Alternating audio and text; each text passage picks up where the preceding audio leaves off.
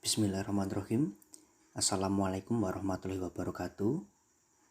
Puji syukur kita panjatkan kepada Allah Subhanahu wa taala, di mana kita kembali pada praktikum teknik tenaga listrik, yaitu pada modul 3 mengenai pengenalan motor listrik. Sebelumnya perkenalkan, nama saya Adi Prasetyo, salah satu asisten laboratorium teknik elektro pada praktikum teknik tenaga listrik. Kemudian memasuki materi yang pertama, yaitu motor listrik adalah alat untuk mengubah energi listrik menjadi energi mekanik. Motor listrik mempunyai beberapa jenis, antara lain yaitu motor arus bolak-balik atau AC, kemudian motor arus searah atau DC, di mana motor AC ini diklasifikasikan yaitu terdapat sinkron dan induksi, yaitu pada induksi memiliki 1 fase dan 3 fase. Kemudian pada motor arus DC yaitu terdapat separately excited dan self-excited, di mana yang self-excited ini terdiri dari seri, campuran, dan shunt.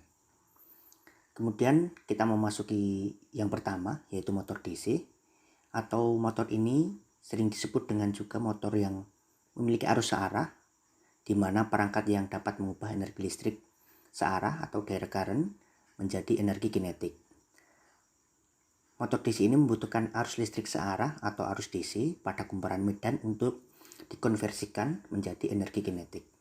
Kumparan medan atau field winding ini adalah kumparan atau gulungan lilitan yang terdapat pada bagian yang tidak bergerak pada motor DC dan biasanya disebut dengan stator.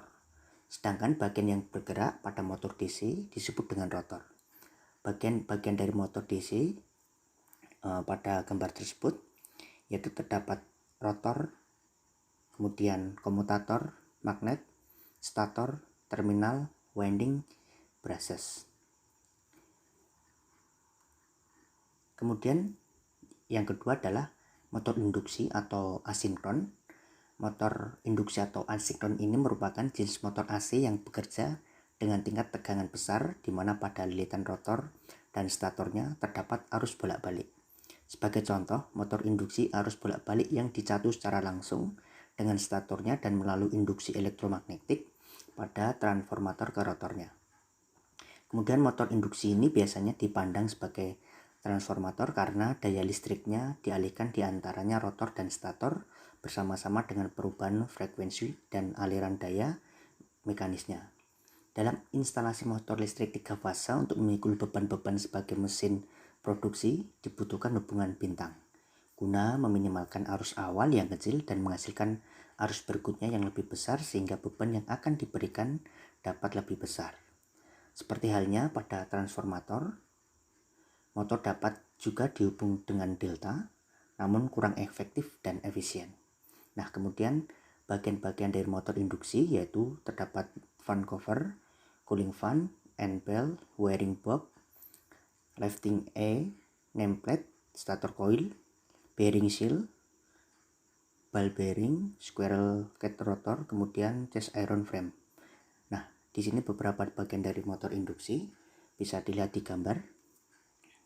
Kemudian kita memasuki yang ketiga yaitu motor sinkron. Motor sinkron adalah motor AC 3 fase yang dijalankan pada kecepatan sinkron tanpa slip. Kemudian motor sinkron ini adalah jenis motor AC bekerja pada kecepatan tetap pada sistem frekuensi tertentu. Motor ini memerlukan arus DC untuk membangkitkan daya dan memiliki torsi awal yang rendah. Dan oleh karena itu motor sinkron cocok untuk penggunaan awal yaitu dengan beban rendah seperti pada kompresor udara, perubahan awal untuk beban rendah seperti kompresor udara, perubahan frekuensi, dan generator motor.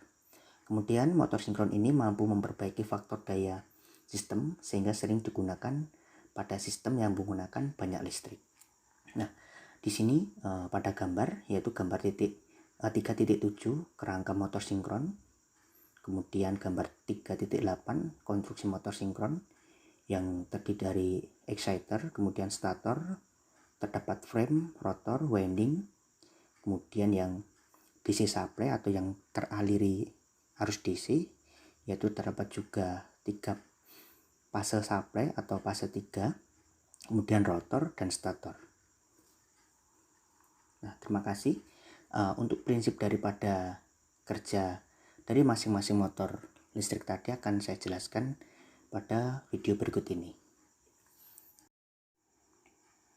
Nah, kemudian di sini yaitu kita akan menyimak bagaimana cara kerja daripada motor listrik DC.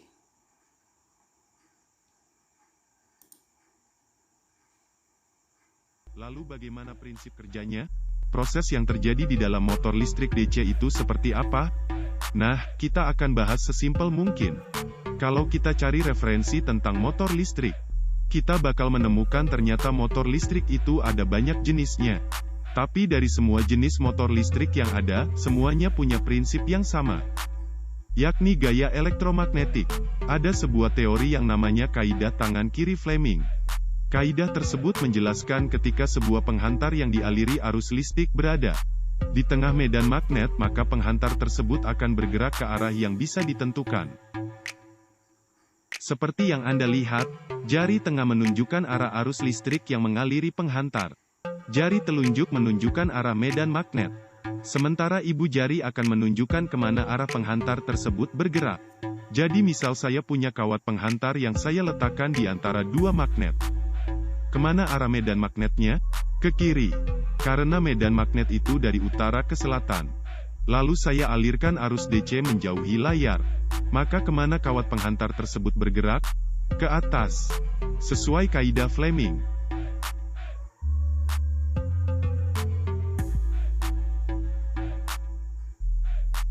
Sekarang kita perbesar magnetnya dan ganti kawat penghantarnya seperti pada gambar. Bisa kita lihat, sekarang aliran listrik mengalir memutari penghantar. Akibatnya, kawat penghantar akan bergerak dengan arah yang berlawanan. Kalau bagian senter kawat kita pinkan ke sebuah poros, dan bagian kontaknya kita ubah jadi seperti ini. Apa yang terjadi? Kawat itu akan berputar meskipun putarannya tidak stabil.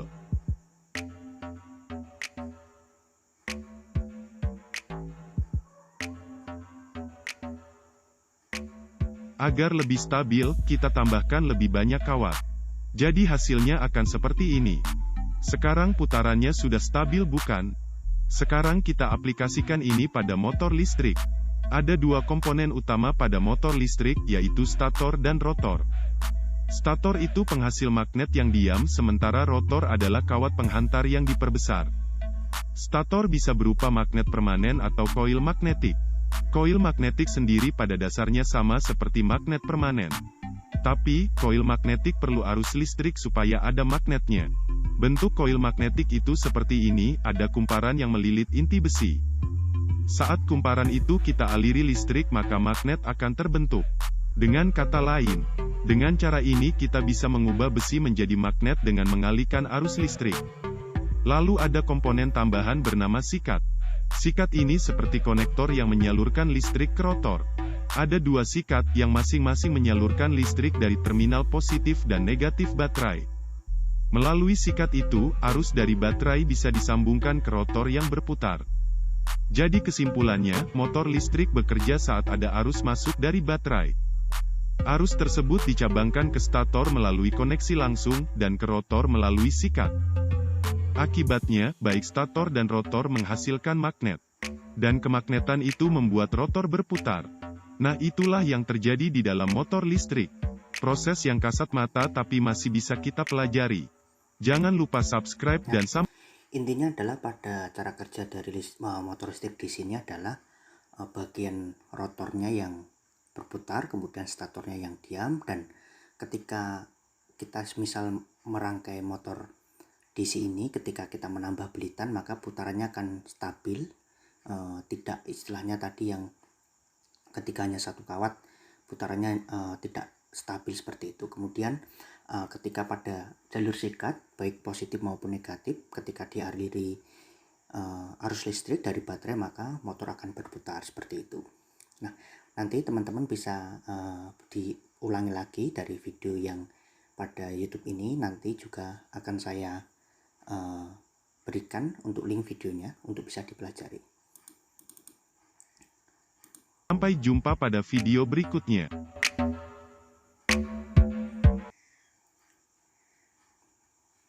Kemudian cara kerja daripada motor listrik induksi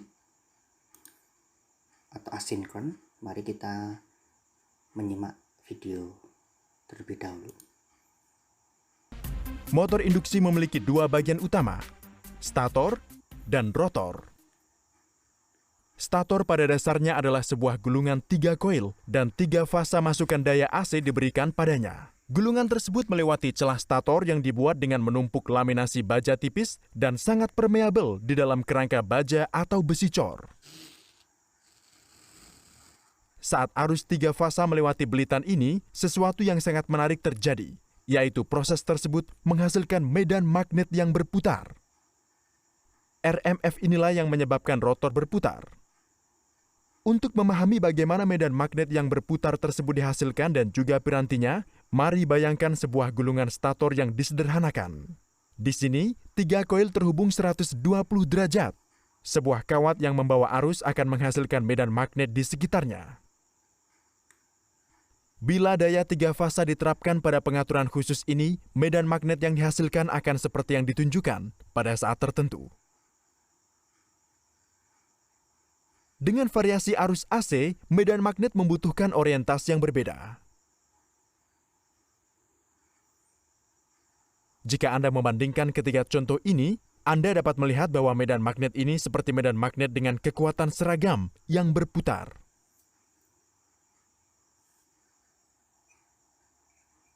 Kecepatan rotasi medan magnet dikenal sebagai kecepatan sinkron. Asumsikan bahwa Anda meletakkan konduktor tertutup di dalamnya. Menurut hukum Faraday, karena medan magnetnya bervariasi, EMF akan diinduksi di dalam loop. EMF akan menghasilkan arus dalam loop. Dengan demikian, situasinya telah menjadi seperti arus yang membawa loop dan terletak di medan magnet. Menurut hukum gaya Lorentz, gaya elektromagnetik akan diproduksi di loop, dan loop akan mulai berputar. Fenomena yang sama terjadi juga di dalam motor induksi. Bukan loop sederhana yang dipakai di sini, melainkan sesuatu yang sangat mirip dengan sangkar. Arus AC 3 fasa yang melewati stator menghasilkan medan magnet yang berputar. Jadi seperti pada kasus sebelumnya, arus akan diinduksi di batang sangkar, yang dihubungkan singkat oleh end ring. Sehingga rotornya akan mulai berputar. Karena itulah, motor ini disebut motor induksi.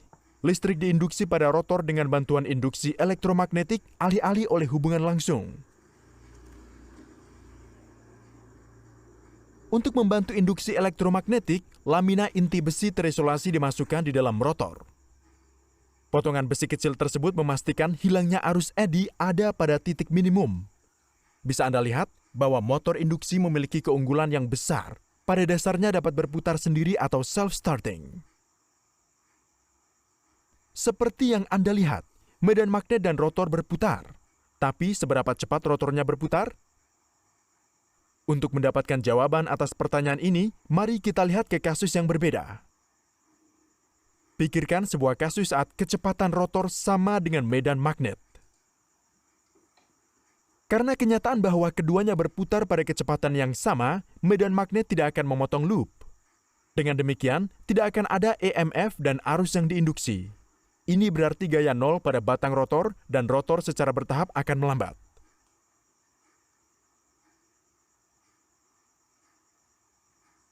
Saat melambat, medan magnet akan memotong putaran rotor sehingga arus dan gaya yang diinduksi akan naik kembali. Rotor kemudian akan melaju kencang. Singkatnya, rotor tidak akan pernah bisa mengejar kecepatan medan magnet. Rotor berputar pada kecepatan tertentu yang sedikit lebih lambat dari kecepatan sinkron. Perbedaan antara kecepatan sinkron dan rotor dikenal sebagai slip.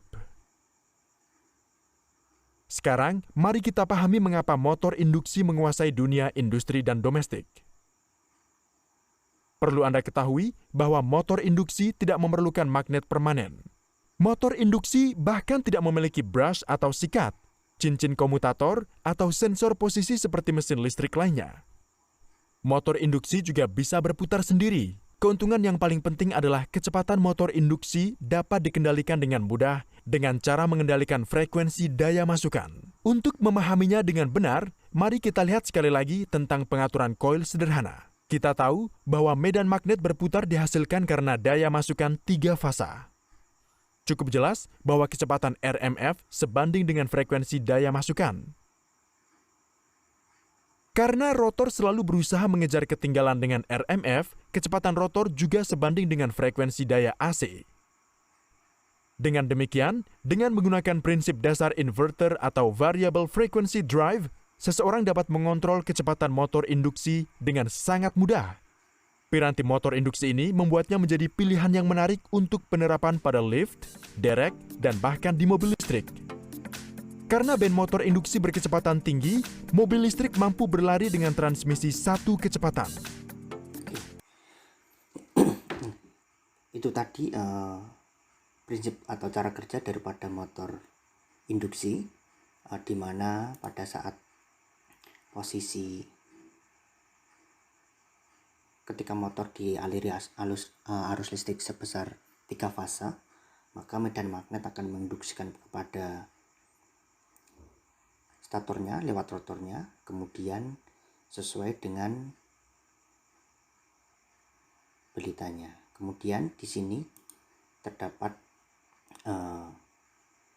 rumus di mana N rotor tidak akan sama dengan NS atau disebut dengan slip. Kemudian rumusnya adalah NS min NR dibagi NS, seperti itu. Nah, selanjutnya yaitu mengenai prinsip Sekarang, kerja mari kita pahami mengapa motor induksi menguasai dunia. daripada motor sinkron. Kita akan menyimak salah satu video ini. They are machines with high efficiency and are mainly used in high precision applications. The constant speed characteristic is achieved by interaction between a constant and rotating magnetic field. Rotor of synchronous motor produces constant magnetic field, and stator produces revolving magnetic field. The field coil of stator is excited by a 3-phase AC supply. This will produce a revolving magnetic field, which rotates at synchronous speed. Rotor is excited by a DC power supply, so it acts like a permanent magnet. Alternatively, rotor can also be made of permanent magnet. Interaction of rotor and RMF is interesting.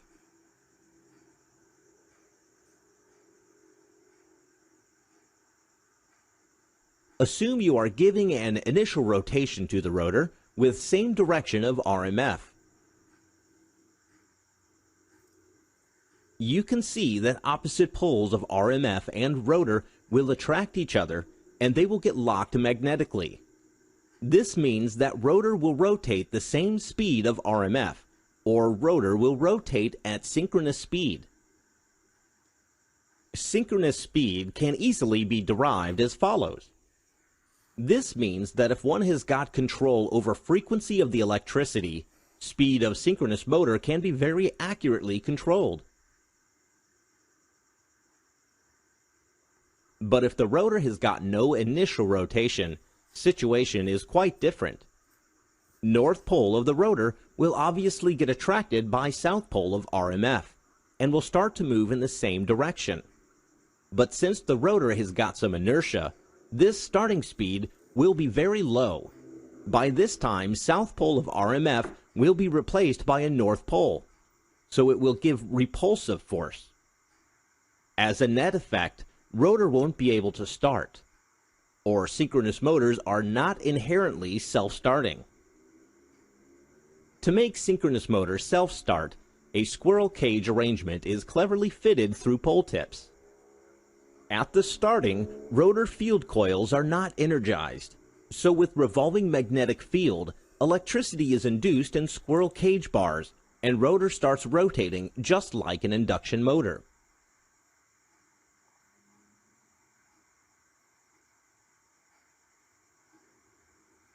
When the rotor has achieved its maximum speed, rotor field coils are energized. So as discussed earlier, poles of rotor gets locked with poles of RMF and will start rotating at synchronous speed. When rotor rotates at synchronous speed, relative motion between squirrel cage and RMF is zero. This means zero current and force on squirrel cage bars. Thus, it will not affect synchronized operation of motor. Synchronous motors will produce constant speed irrespective of motor load only if the load is within the capability of motor. If external torque load is more than torque produced by the motor, it will slip out of synchronism and will come to rest. Low supply voltage and excitation voltage are other reasons of going out of synchronism. It is interesting to note that synchronous motor has got the same constructional features of an alternator. Synchronous motors also helps in improving overall power factor of the system. That's all about working of synchronous motors.